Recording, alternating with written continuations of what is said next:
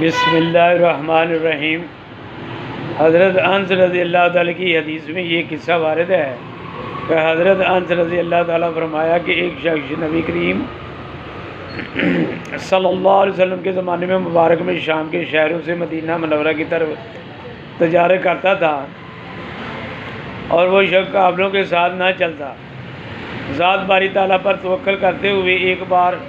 ایک مرتبہ اسی دوران وہ شام سے آ رہا تھا، ایک چور اس کے سامنے گھوڑے پر سوار ہو کر آیا اور اس نے تاجر کو پکار کر کہا ٹھہر جا، تو تاجر ٹھہر گیا۔ چور سے کہا کہ تیرا کام مال سے ہے، تو چور نے اس سے کہا کہ مال تو میرا ہی مال ہے، میں تو تیری جان بھی چاہتا ہوں۔ اس تاجر نے کہا کہ تم مجھے مہلت دے تاکہ میں نماز پڑھ لوں، تو اس چور نے کہا کہ تو کر لے جو تیرے دل میں آ رہا ہے۔ اس شخص نے 4 رکعت نماز پڑھی اور اپنا سر آسمان کی طرف اٹھایا اور کہنے لگا، اے انتہائی محبت کرنے والے، اے بے پناہ محبت کرنے والے، اے عرش کے مالک، عظمت والے، اے ظاہر کرنے والے، اے لوٹانے والے، اے ہر اس کام کو کر گزرنے والے، جس کا ارادہ کر لے، میں تجھ سے سوال کرتا ہوں تیرے چہرے کے اس نور کی طفیل جس نے تیرے عرش کے تمام ارکان کو بھر دیا، اور میں تجھ سے سوال کرتا ہوں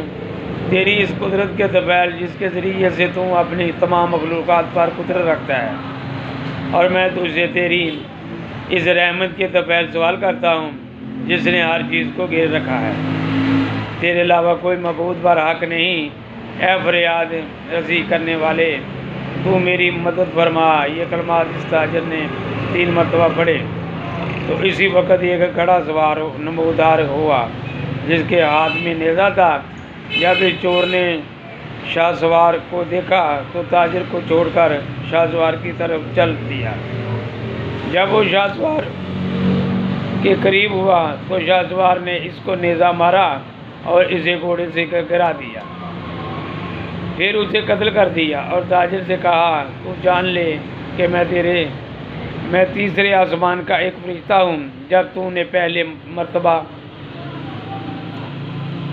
دعا کی تو ہم نے آسمانوں کے دروازوں سے جھنکار کی آواز سنی، تو ہم نے کہا کہ کوئی معاملہ پیش آ گیا ہے۔ پھر تو نے دوسری مرتبہ دعا کی تو آسمان کے دروازے کھول دیے گئے، ان سے آگ کی چنگاری ظاہر ہوئی۔ پھر تو نے تیسری مرتبہ دعا کی تو جبریل علیہ السلام تشریف لائے اور پکارا کون ہے یہ؟